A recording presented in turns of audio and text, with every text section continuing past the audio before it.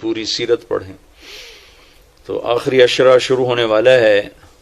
اس میں دو چیزیں بڑی اہم ہیں، ایک شب قدر اور ایک اعتکاف.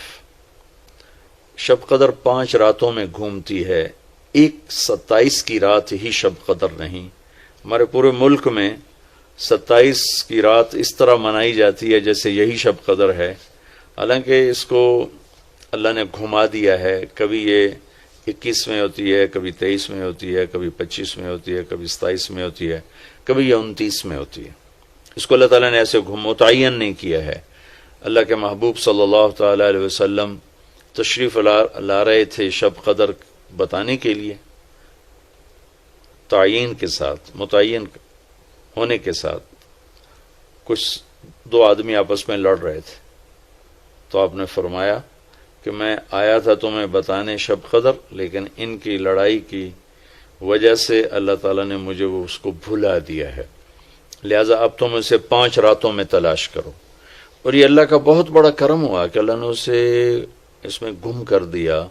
اگر اللہ تعالیٰ اس کو متعین کر کے بتا دیتے، اور آگے آنے والے زمانوں میں تو پتہ ہے کہ شب قدر میں بھی لوگ شراب بھی پئیں گے، زنا بھی کریں گے، تو پھر ایسی اللہ کی پکڑ آتی کہ شاید ہم بندر اور خنزیر بنا دیے جاتے.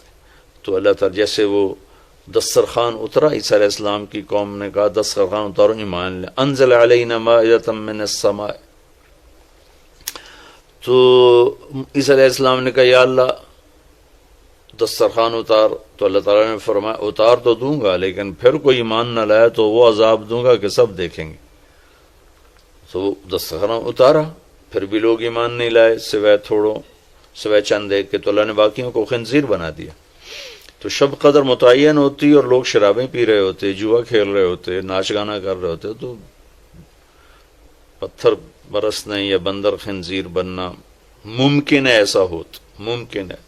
تو اللہ تعالیٰ نے اپنے نبی کی طفیل اس کو 5 راتوں میں گھما دیا. ایک تو 5 راتیں جاگنے سے 4 راتوں کی عبادت اور مل گئی، اور ایک شب قدر مل گئی. اور دوسرا اللہ کی رحمت ہوئی کہ اس کو چھپا رہنے دیا تاکہ اس کی ناقدری نہ ہو اور لوگوں کو پتہ بھی نہ ہو، ناقدری نہ ہو. آخری عشرہ مغفرت کا، پہلا رحمت، دوسرا مغفرت، اور تیسرا گناہوں سے، جہنم سے آزادی. آخری عشرہ جہنم سے آزادی کا ہے. نبی پاک صلی اللہ تعالی علیہ وسلم ساری زندگی اعتکاف بیٹھے آخری عشرہ میں. بدر کی جنگ 17 کو ہوئی تو واپسی تک رمضان گزر گیا، تو نہیں بیٹھے. فتح مکہ رمضان میں ہوا تو یہ 2 سال آپ مدینہ سے باہر تھے، باقی 8 برس آپ مدینہ میں تھے، اعتکاف فرمایا. آخری 10 ہجری میں جب 11 ہجری 12 ربیع الاول آپ دنیا سے تشریف لے گئے، 10 ہجری آپ نے 20 دن کا اعتکاف فرمایا، اور جبریل کے ساتھ قرآن کا دور 2 دفعہ فرمایا. ایک دفعہ آپ نے رمضان میں کسی وجہ سے اعتکاف اپنا ملتوی فرمایا، کینسل فرمایا، تو وہ شوال میں 10 دن آپ دوبارہ اعتکاف میں بیٹھے. اعتکاف کا موضوع عاکفہ کہتے ہیں مڑ جانا، پھر جانا، پلٹ جانا. تو اعتکاف کا مطلب ہے کہ اس طرح یکسو ہو کے بیٹھنا کہ دل اللہ کی طرف پھر جائے، دل اللہ کی طرف مڑ جائے. تو اس لیے 10 دن مسجد کے اندر رہنا اور صرف اللہ سے راز و نیاز اور اللہ کے تعلق بنانے کی کوشش کرنا. اللہ کا فضل ہے، ہمارے ملک میں کیا پوری دنیا میں بہت شوق سے اعتکاف میں لوگ بیٹھتے ہیں. جب رمضان گرمیوں میں نہیں تھا تو جانا ہوتا تھا حرمین میں، تو ماشاءاللہ جگہ نہیں ملتی تھی بیٹھنے کی، اتنے اعتکاف کرنے والے لوگ ہوتے تھے. جب کوئی چیز رسم بن جاتی ہے تو اس کی روح نکل جاتی. اعتکاف کا مطلب ہے خلوت میں اللہ سے تعلق بڑھانا. لیکن جب وہ اعتکاف ہی ایک مجلس بن جائے اور اعتکاف بھی ایک بھیڑ بن جائے تو وہ اعتکاف نہیں رہتا، نہ اس کا وہ مقصد پورا ہوتا ہے اور نہ اس کا وہ اجر ملتا ہے جو اس پر رکھا گیا ہے کہ ایک دن کا اعتکاف جہنم سے 3 خندق دوری ہے اور ایک خندق کا فاصلہ زمین آسمان کے برابر ہے۔ تو اعتکاف کا صحیح فائدہ تب ہے جب آپ بیٹھنے سے پہلے علماء سے پوچھ لیں کہ کیسے بیٹھنا ہے، کیا طریقہ ہے۔ ہاں، میں مسائل تو اتنی تفصیل سے یہاں نہیں بتا سکتا، کوئی اتنے لمبے چوڑے مسائل ہیں بھی نہیں۔ مسجد کی پابندی کرنی ہے، مسجد سے بغیر ضرورت کے نکلیں گے تو اعتکاف ختم ہو جائے گا، بس اتنی سی بات ہے۔ ہاں، ایک چیز جو اعتکاف کو بہت زیادہ خراب کر رہی ہے وہ یہ موبائل فون ہے۔ اب ہم چاہ رہے ہیں کہ ہمارا اور اللہ کا تعلق قائم ہو جائے، اور یہ موبائل نے تو زندگیاں خراب کر دی ہیں، نجی زندگیاں خراب ہو گئی ہیں، تعلق خراب ہو گئے ہیں اور صحتیں خراب ہو گئی ہیں۔ بہت زیادہ اس کا استعمال ہے ہماری قوم میں۔ میں اتنا پھرا ہوں یورپ امریکہ میں، سوائے ضرورت کہ کبھی کسی کے ہاتھ میں موبائل نہیں دیکھا۔ یہاں دیکھو ہاتھوں میں موبائل پکڑ، 2 موبائل پکڑ کے چل رہے ہیں، کوئی کاروباری بھی نہیں ہے، کوئی بڑے زیادہ مصروف بھی نہیں ہیں، 2 3 موبائل رکھے ہوئے ہیں۔ اس قدر احمقانہ حرکتیں ہیں، گاڑی چلاتے ہوئے موبائل سنتے جا رہے ہیں۔ میرا ایک بہت پیارا دوست اس حادثے کا شکار ہوا کہ سامنے والا وہ یہ تو اپنی صحیح لائن پہ جا رہا تھا، وہ اس پہ چڑھ گیا، اس کا تو کھیل رہا اور میرے ایک دوست قیمتی کی جان چلی گئی۔ تو ہمارے یہاں بہت بے احتیاطی ہے۔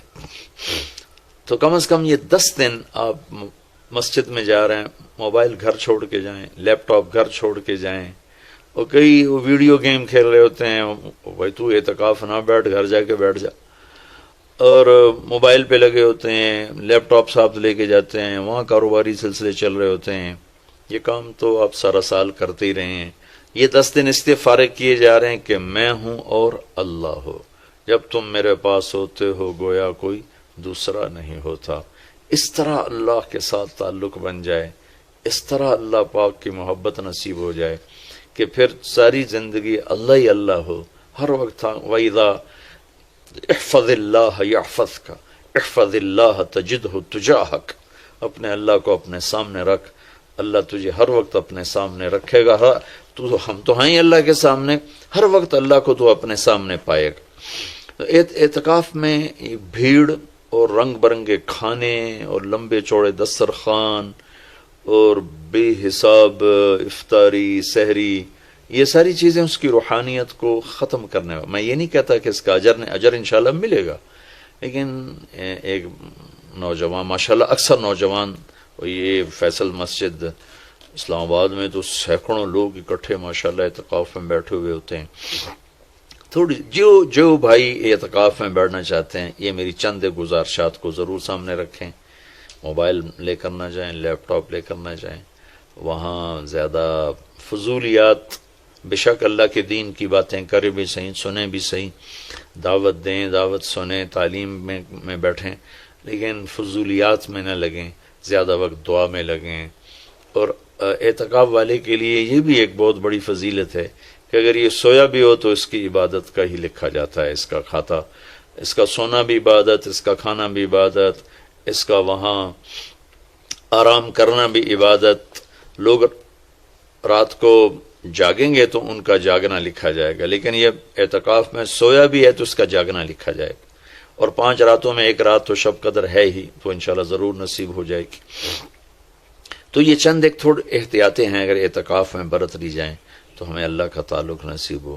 مستورات خواتین جو گھروں میں اعتکاف بیٹھتی ہیں تو وہ ایک کمرہ ہوتا ہے، ایک کمرے کو وہ متعین کر لیا جاتا ہے، اسی میں وہ رہتی ہیں، اس سے باہر نہیں نکلتی، اسی میں انہوں نے دن گزارنا ہوتا ہے۔ وہ 10 دن گزاریں، 3 دن گزاریں، جتنے دن کی بھی نیت کریں۔ اللہ کے محبوب صلی اللہ تعالی علیہ وسلم ہمیشہ 10 دن کا اعتکاف فرماتے تھے، پھر ایک دفعہ 20 دن کا فرمایا۔ اور اس میں شب قدر ہے جو لیلۃ القدر خیر من 1000 شہر۔ ایک دفعہ آپ تشریف فرما تھے اور آپ نے بنو اسرائیل کے 4 انبیاء کا ذکر کیا جنہوں نے 80 سال اللہ کے راستے میں جہاد کیا۔ تو صحابہ نے کہا بڑے غم سے، یا رسول اللہ ہماری تو عمریں ہی 80 سال نہیں ہوتی۔ تو اللہ نے اسی وقت یہ آیت اتاری، لیلۃ القدر خیر من الف شہر انا انزلناہ فی لیلۃ القدر وما ادراک ما لیلۃ القدر لیلۃ القدر خیر من الف شہر، کہ میرے محبوب ہم آپ کی امت کو ایک رات دیتے ہیں جو 80 سال سے زیادہ بہتر ہے، 1000 مہینوں سے زیادہ بہتر ہے، تو 1000 مہینے تو 80 سال سے بھی زیادہ بن جاتے ہیں۔ تو کوئی خاتون، کوئی مرد، کوئی عورت، کوئی بچہ بچی، بوڑھا جوان، ایک رات، وہ 5 راتیں ہیں۔ آج کل تو ہمارے بچے سوتے ہی نہیں ہیں، ایسے وہ کمپیوٹر الٹے چل گئے ہیں کہ راتوں کو جاگتے ہیں، دن میں سوتے ہیں۔ تو یہ 21، 23، 25، 27، 29 5 راتیں اگر جاگ لیا جائے، کچھ قرآن پڑھ لیں، کوئی تلاوت کر لیں، کوئی ذکر کر لیں، کوئی نماز پڑھ لیں، کوئی دعا مانگ لیں، اعتکاف میں دعاؤں کا اہتمام کیا جائے، اپنے لیے مانگیں، اپنے گھر کے لیے مانگیں، اپنے شہر کے لیے مانگیں، اپنے صوبے کے لیے، اپنے ملک کے لیے، پوری امت کے لیے، پوری دنیا کے انسانوں کے لیے۔ ساری دنیا کے انسان، 700 کروڑ انسان ہمارے انسانی بھائی ہیں، ہمیں ان کے کفر سے نفرت ہے، ان کی ذات سے نہیں، ہمیں ان کے جرم سے نفرت ہے، ان کی ذات سے نہیں، ہمیں مشرک کے شرک سے نفرت ہے، اس کی ذات سے نہیں، ہمیں شرابی کی شراب سے نفرت ہے، اس کی ذات سے نہیں، ہمیں ظالم کے ظلم سے نفرت ہے، اس کی ذات سے نہیں۔ اللہ ان سب کو ہدایت دے دے، یہ جنت میں چلے جائیں تو ہمارا اس میں کیا نقصان ہے؟ جنت میں جائیں گے، اللہ کے نبی خوش ہوں گے، اللہ بھی خوش ہوں گے۔ جہنم میں جائیں گے تو اس میں ہمارا کیا نفع ہے؟ تو ہم تو سب کی ہدایت کی نیت کریں اور سب کے لیے دعا مانگیں، پھر جن کے مقدر میں نہیں ہے تو خود ہی اللہ کا غیبی نظام ان کو صاف کر دے گا، جن کے مقدر میں ہے اللہ تعالیٰ ضرور ان کے لیے خیر کے فیصلے فرمائے گا۔ تو دعاؤں کا اہتمام کیا جائے، اور خاص طور پر اس ملک کے لیے، یہ ہمارا دیس ہے، ہماری پناہ گاہ ہے، لیکن ہمارے اپنے ہاتھوں یہ لٹ گیا ہے، پٹ گیا ہے۔ سازشیں ہیں، فلاں کی سازش، فلاں کی ہوتی ہوں گی سازشیں، دنیا سازشوں کی جگہ ہے اور دنیا مکر و فریب کی جگہ ہے، لیکن میں تو یہی کہتا ہوں تو ادھر ادھر کی نہ بات کر، یہ بتا کہ قافلہ کیوں لٹا، مجھے رہزنوں سے گلا نہیں، تیری راہبری کا سوال ہے، دل کے پھپھولے جل اٹھے سینے کے داغ سے، اس گھر کو آگ لگ گئی گھر کے چراغ سے۔